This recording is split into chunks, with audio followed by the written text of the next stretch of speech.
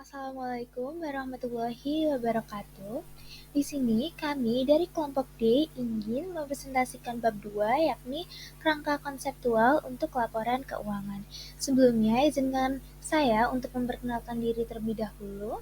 Perkenalkan, nama saya Darin Hasna Sabita dengan NPM 240130100048 dengan rekan saya Verina Martawawer dengan NPM 240130100052, Najwa Fairuslai Putri dengan NPM 240130101068, Diva Karisa Kristi dengan NPM 240130101081, Marsa Auliandita Putri dengan NPM 240130100406, Putri Bella Dinata dengan NPM 240130100328. Yang pertama adalah kerangka konseptual. Kebutuhan akan kerangka konseptual. 1. Pembuatan aturan harus dibangun berdasarkan dan terkait dengan sekumpulan konsep yang sudah mapan. Kerangka konseptual yang dikembangkan dengan baik memungkinkan IASB untuk mengeluarkan pernyataan yang lebih berguna dan konsisten dari waktu ke waktu. Yang kedua adalah profesi tersebut dapat lebih cepat memecahkan masalah praktis yang baru dan yang sedang berkembang, karena mengacu pada kerangka teori dasar yang sudah ada.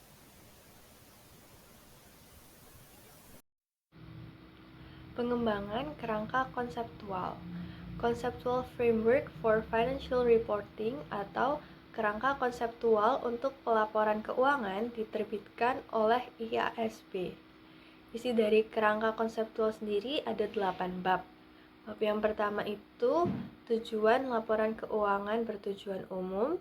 Bab kedua mengenai karakteristik kualitatif informasi keuangan yang berguna. Bab ketiga mengenai laporan keuangan dan entitas pelapor. Bab keempat mengenai unsur-unsur laporan keuangan. Bab kelima pengakuan dan penghapusan pengakuan. Bab keenam mengenai pengukuran. Bab ketujuh mengenai presentasi dan pengungkapan. Dan bab yang terakhir mengenai konsep modal dan pemeliharaan modal. Kerangka konseptual bukan IFRS, melainkan bagian dari literatur yang berwenang. Tujuan dibuatnya kerangka konseptual adalah untuk memberikan panduan dalam banyak situasi di mana IFRS tidak mencakup masalah yang sedang dipertimbangkan. Selanjutnya adalah gambaran umum kerangka konseptual menurut IASB untuk pelaporan keuangan. Jadi, kerangka konseptual itu ada 3 tingkatan. Yang pertama adalah Objective of Financial Accounting, kualitatif, karakteristik, dan elemen. Dan yang ketiga, Recognition, Measurement, and Disclosure. Jadi, yang tingkatan pertama adalah Objective of Financial Accounting, merupakan apa sih tujuan kita mengidentifikasi sebuah laporan keuangan. Nah, pelaporan keuangan itu terdiri dari menilai kondisi keuangan, mengevaluasi efisiensi dan kinerja, dan informasi mengenai posisi keuangan, arus kas, dan juga realisasi anggaran. Yang kedua adalah kualitatif karakteristik dan elemen. Kualitatif karakteristik itu membuat informasi akuntansi yang berguna dan mungkin saja itu informasi yang kita perlukan. Dan elemen adalah laporan keuangan yang terdiri dari aset, ekuitas, pendapatan, biaya, dan juga kewajiban. Nah, yang tingkatan ketiga adalah pengidentifikasian konsep pengakuan, pengukuran, dan juga pengungkapan. Pengakuan sendiri adalah proses memasukkan ke dalam laporan keuangan suatu item yang memenuhi definisi elemen laporan keuangan. Pengukuran yang paling umum digunakan adalah biaya historis dan juga biaya saat ini. Dan pengungkapan adalah memutuskan info apa yang akan dilaporkan untuk keputusan pengguna yang terinformasi. Jadi di tingkatan ketiga ini itu terdiri dari asumsi, prinsip, dan juga constraint. Selanjutnya, tujuan dasar. Yang pertama, tujuan pelaporan keuangan.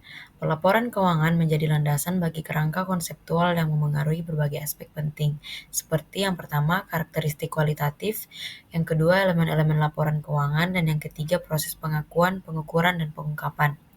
Dokumen ini juga menyajikan informasi keuangan mengenai entitas pelapor kepada berbagai pihak, contohnya kepada investor, kepada pemberi pinjaman, dan juga kepada kreditor.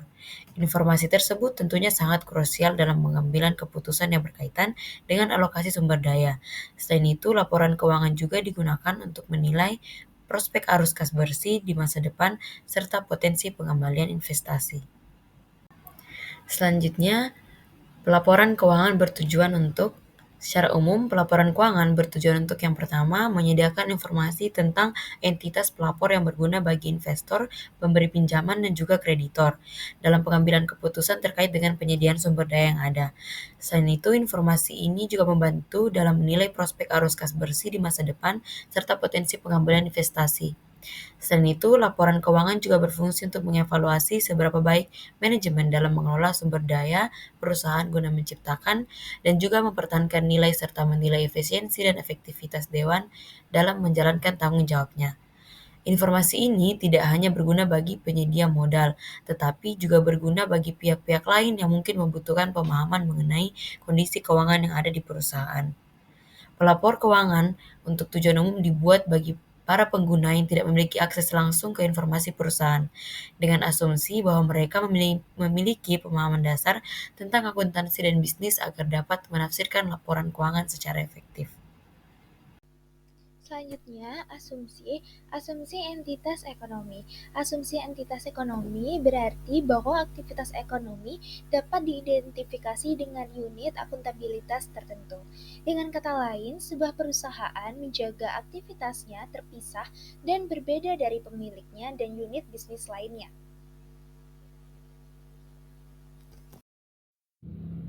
Asumsi kelangsungan usaha.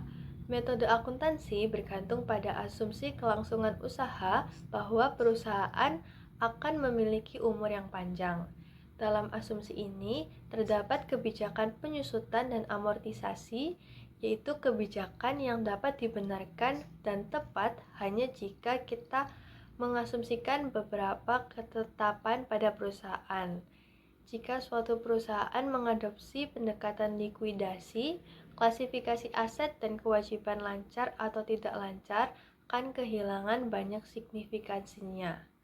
Asumsi kelangsungan usaha ini tidak hanya berlaku jika likuidasi tampak sudah dekat, tetapi juga berlaku pada penilaian ulang total aset dan kewajiban, sehingga dapat memberikan informasi yang mendekati nilai wajar perusahaan.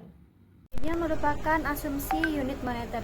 Jadi asumsi unit moneter ini adalah bahwa uang sebagai penyebut umum dan aktivitas ekonomi dan menyediakan dasar yang tepat untuk pengukuran dan juga analisis akuntansi.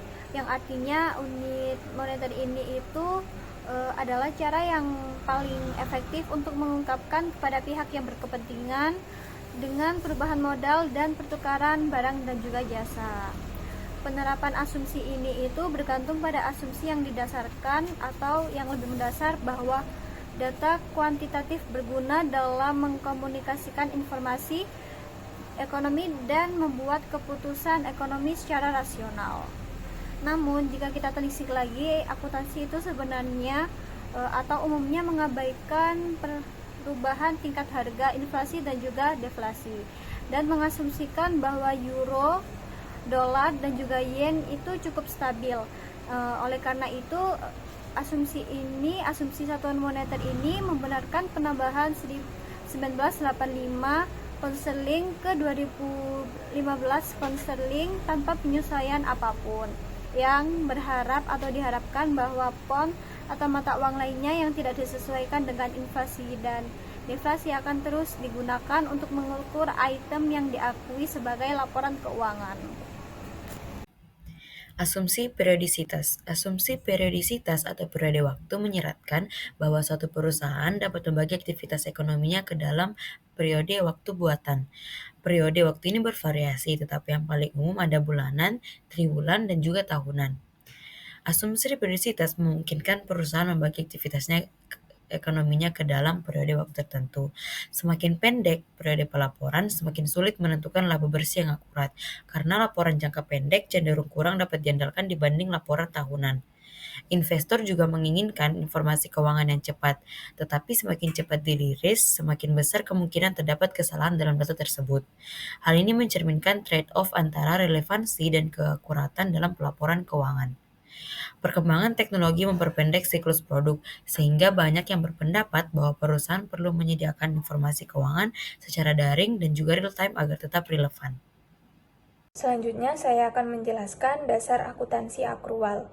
Perusahaan menyiapkan laporan keuangan menggunakan basis akrual. Nah, akuntansi basis akrual ini berarti bahwa transaksi yang mengubah laporan keuangan perusahaan dicatat pada periode terjadinya peristiwa tersebut. Contohnya, misalnya, penggunaan basis akrual berarti bahwa perusahaan mengakui pendapatan ketika mereka memenuhi kewajiban kinerja. Atau prinsip pengakuan pendapatan. Hal ini berbeda dengan pengakuan berdasarkan penerimaan kas. Demikian, berdasarkan basis akrual, perusahaan mengakui biaya ketika dikeluarkan atau prinsip pengakuan biaya, dan bukan ketika dibayarkan. Dan alternatif untuk basis akrual ini adalah bisnis. Berdasarkan akuntansi berbasis kas, perusahaan mencatat pendapatan hanya ketika kas diterima. Mereka mencatat biaya hanya saat uang tunai dibayarkan. Basis akuntansi kas dilarang berdasarkan IFRS. Mengapa? Karena tidak mencatat pendapatan sesuai dengan prinsip pengakuan pendapatan. Demikian, berdasarkan basis kas, perusahaan tidak mencatat biaya yang terjadi, yang melanggar prinsip pengakuan biaya. Dan laporan keuangan yang disusun berdasarkan basis akrual tidak hanya memberitahu pengguna tentang transaksi masa lalu yang melibatkan pembayaran dan penerimaan kas, tetapi juga tentang kewajiban untuk membayar kas di masa mendatang dan sumber daya yang merupakan kas yang akan diterima di masa mendatang. Oleh karena itu, laporan keuangan menyediakan jenis informasi tentang transaksi masa lalu dan peristiwa lain yang paling berguna dalam pengambilan keputusan ekonomi. Selanjutnya ada konsep fundamental, karakteristik kualitatif informasi akuntansi. Jadi, karakteristik kualitatif ini adalah karakteristik dasar atau peningkatan, tergantung pada bagaimana mereka memengaruhi kegunaan informasi dalam pengambilan keputusan. Terlepas dari klasifikasinya, setiap karakteristik kualitatif berkontribusi pada kegunaan informasi pelaporan keuangan dalam pengambilan keputusan.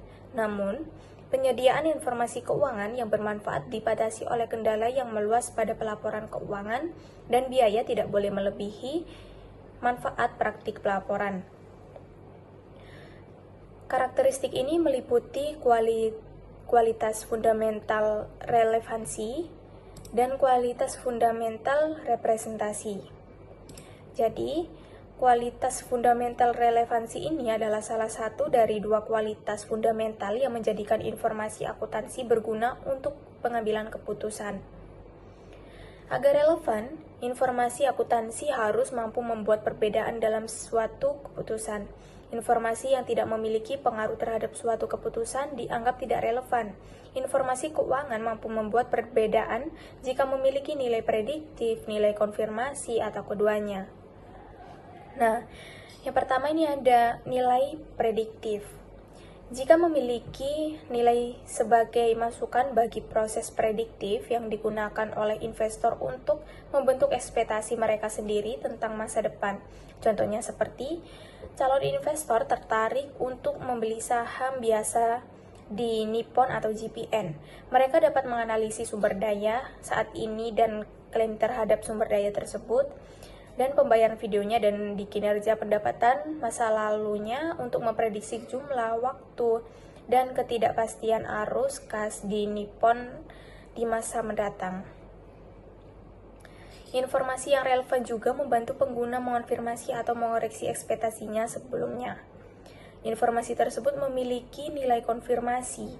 Nah, di nilai konfirmasi ini contohnya seperti ketika Nippon menerbitkan laporan keuangan, di akhir tahunnya, perusahaan mengonfirmasi atau mengubah ekspektasi di masa lalu atau di masa kini.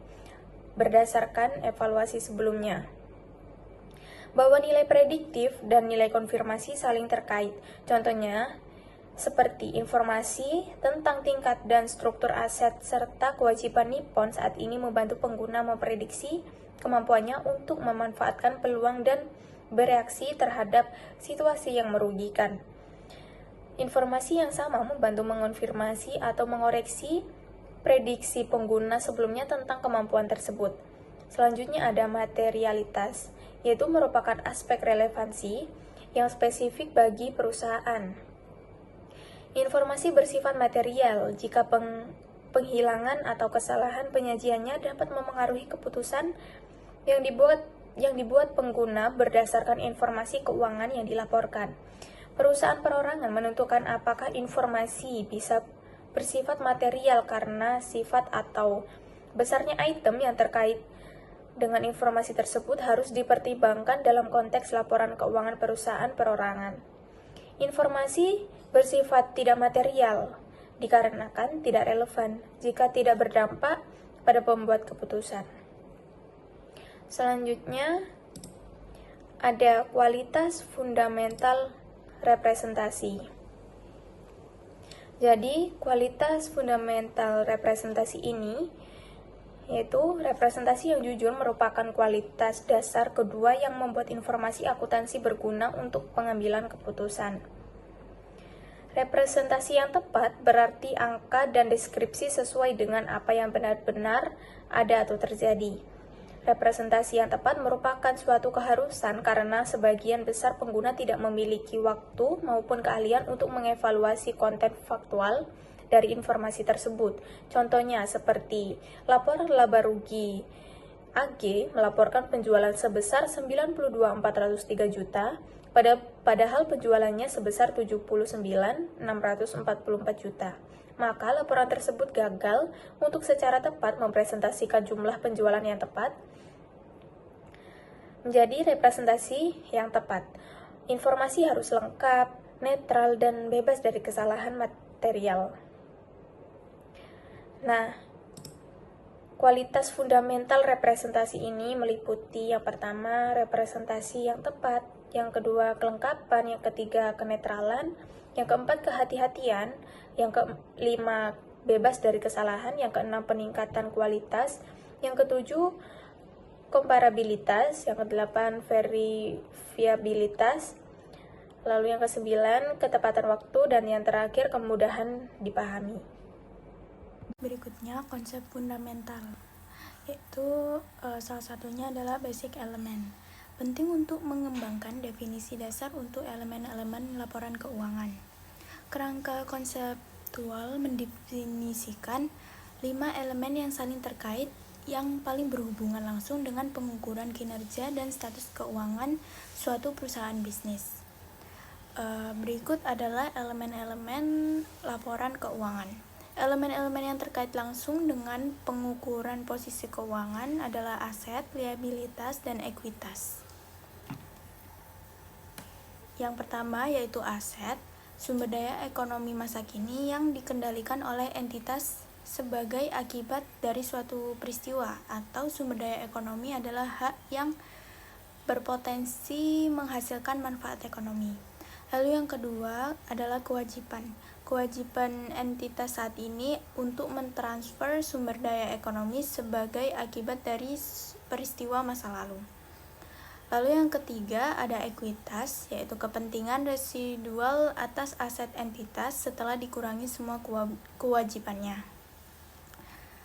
Lalu unsur-unsur pendapatan dan beban didefinisikan sebagai berikut. Pendapatan, peningkatan aset atau penurunan kewajiban yang mengakibatkan peningkatan ekuitas selain yang terkait dengan kontribusi dari pemegang klaim ekuitas. Lalu yang terakhir ada beban, penurunan aset atau peningkatan kewajiban yang mengakibatkan penurunan ekuitas selain yang terkait dengan distribusi kepada pemegang klaim ekuitas. Lalu ada prinsip dasar akuntansi. Yang pertama adalah prinsip pengukuran, yaitu ada biaya historis, yaitu Aset dan kewajiban dicatat berdasarkan harga perolehan untuk memastikan konsistensi dan keterbandingannya. Lalu nilai saat ini menggunakan informasi yang diperbarui, mencerminkan perubahan sejak pengukuran sebelumnya. Lalu berikutnya ada nilai wajar, yaitu harga pasar yang akan diterima atau dibayar dalam transaksi normal. Berikutnya ada nilai guna dan nilai pemenuhan, berdasarkan nilai sekarang dari arus kas atau manfaat ekonomi yang diharapkan. Lalu yang terakhir untuk prinsip pengukuran yaitu biaya saat ini.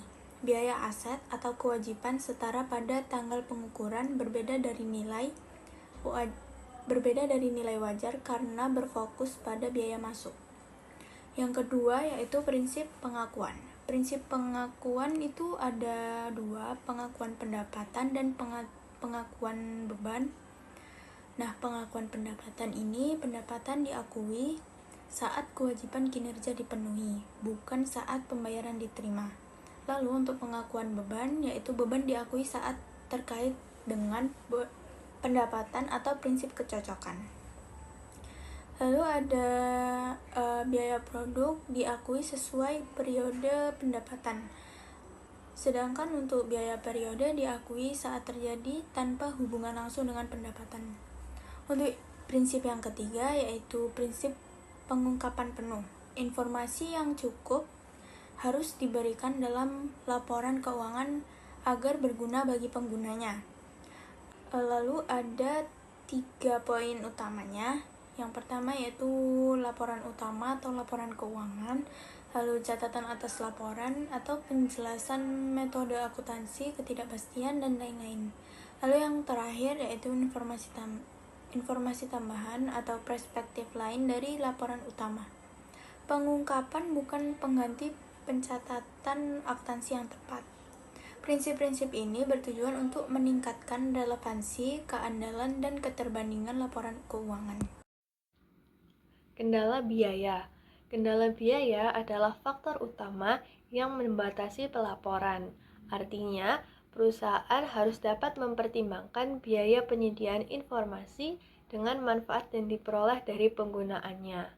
Dalam kendala biaya ini terdapat analisis biaya manfaat, yaitu analisis yang digunakan sebelum menetapkan persyaratan informasi akhir. Dalam analisis biaya manfaat ini, kesulitannya adalah biaya dan terutama manfaat tidak selalu nyata atau terukur. Ada beberapa jenis biaya. Yang pertama, biaya pengumpulan dan pemrosesan. Kedua, biaya penyebaran. Ketiga, biaya audit. Keempat, potensi litigasi. Kelima, pengungkapan kepada pesaing.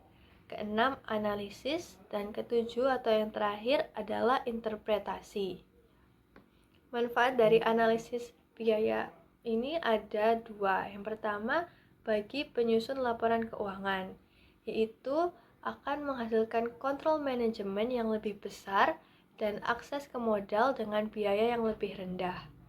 Sedangkan manfaat yang kedua adalah bagi penggunanya, yaitu pengguna dapat menerima informasi yang lebih baik untuk alokasi sumber daya, penilaian pajak, dan regulasi tarif. Sekian presentasi dari kelompok kami mengenai kerangka konseptual untuk pelaporan keuangan. Jika ada salah kata, mohon dimaafkan. Terima kasih.